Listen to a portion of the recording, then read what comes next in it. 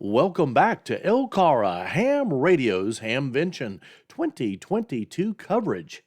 Our video this time around is going to be dropping by the booth of HamStudy and talking to Richard about what's going on with the HamStudy process and software, plus taking a look at some of the antennas. That's what's coming up next on LCARA Ham Radio.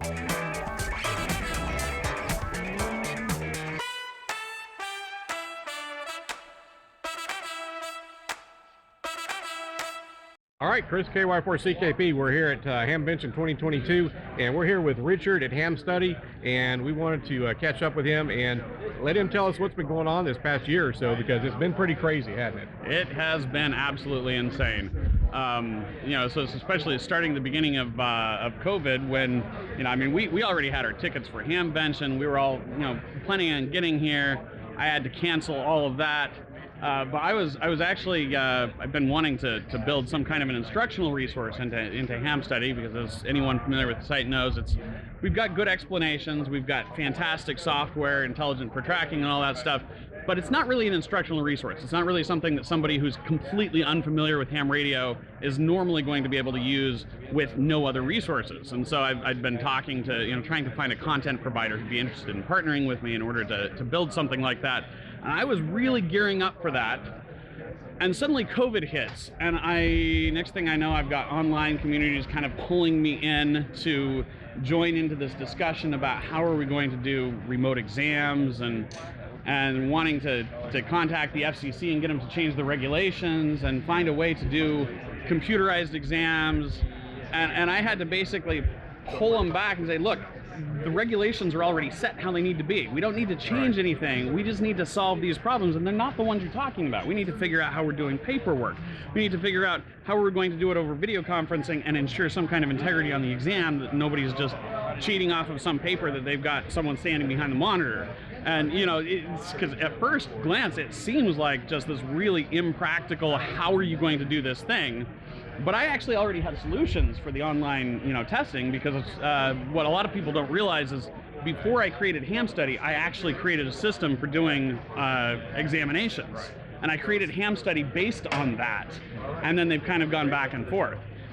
And so since then, I've just been spending all my priorities shifted, and at the same time, all of my antenna sales tripled. I had to find I think it was like as soon as COVID hit, I think our revenue went like 4 times greater, which sounds like a great thing until you realize that I was building antennas in my garage like twice a week, which doesn't leave a lot of time for working on software. So it's been an interesting adjustment.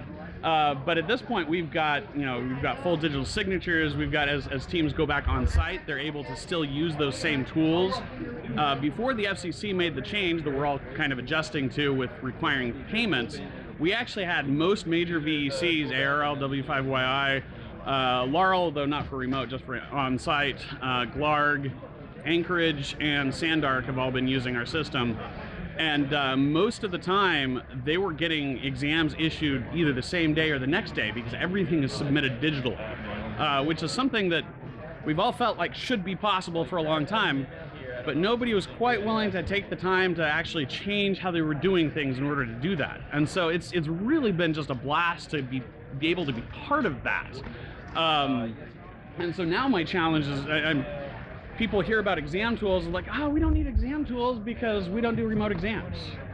I built it for on-site exams, not for remote exams. And so everything we've done with remote exams, all the stuff that we've added is actually just as applicable to on-site exams. But so it's just been it's been really interesting as my focus has had to shift back and forth and all over the place, and a lot of fun. So of course, all the information is available on the website. They can contact. Let's just talk real briefly about the antennas. What do we have going on this year? So since obviously I didn't have enough going on, we decided to start doing colors. So here's just a little selection of colors that we've added. I've also changed the connectors black because that looks nicer. And then because that wasn't ridiculous enough, we really just needed to have something truly unique. We now have a fully glow-in-the-dark antenna, because everyone needs an antenna that has increased emissions on the visible spectrum and in dim conditions of illumination. So that's been fun. We've got this the BNC mag mount now, so you can have a quick grab and go option. You just pop the antenna off, stick it on, and slap it on your roof, plug right back into the same thing. We've now got some Inimo mount antennas that are super elastic. So do that with the whip you've currently got on your Inimo mount and see what happens, as well as a half-wave version. So yeah, it's just, I mean, stuff going on in all corners.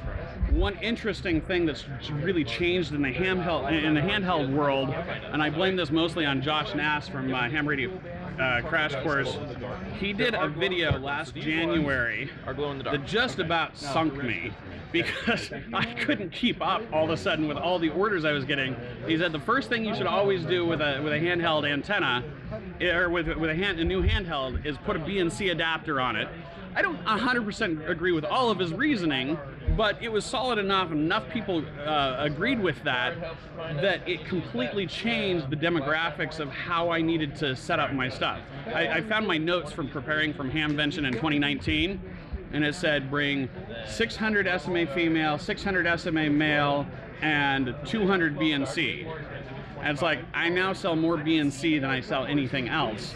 And I almost didn't have the parts to make them. I think the week he did that, I think I did 3 extra build nights that week. It's like, I felt like I spent the entire week building antennas, and that's what got me.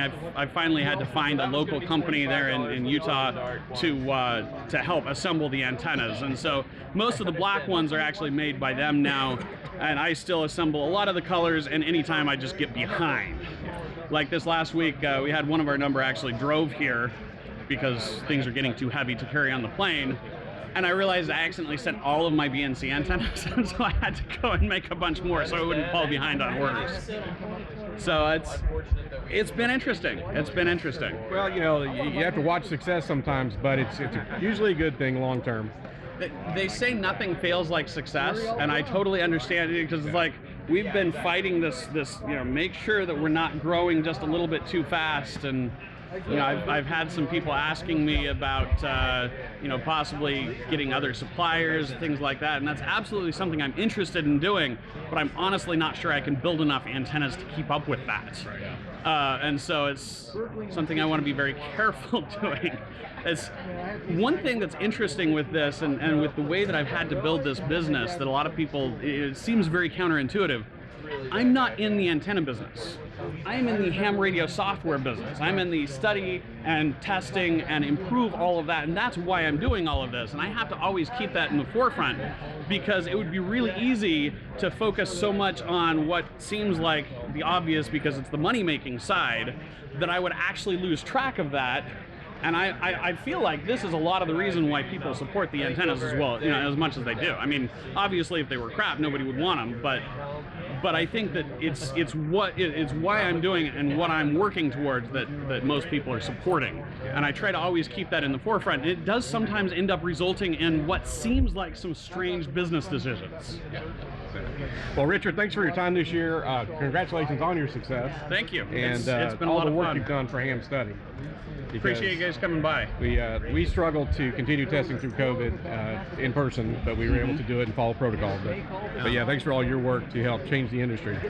Hey, during COVID with his, so my father-in-law's over there, and he's our contact volunteer examiner, team lead. We actually kept doing it using exam tools, using camera scanning. We partnered with GradeCam, which is a K-12. It provides software for K-12 educators. A lot of people don't know that you can even do this, but we've got these, and we can grade this with just a smartphone, and so that let us do maintain social distancing. We actually had parking lot sessions, like I've heard a few others did, and so then we just had the VE would go, and I mean, you could scan it through the window if you wanted to. So yeah, interesting times. Again, thanks for your time, and congratulations on all your hard work. Thank you. You guys enjoy the show. 10-3.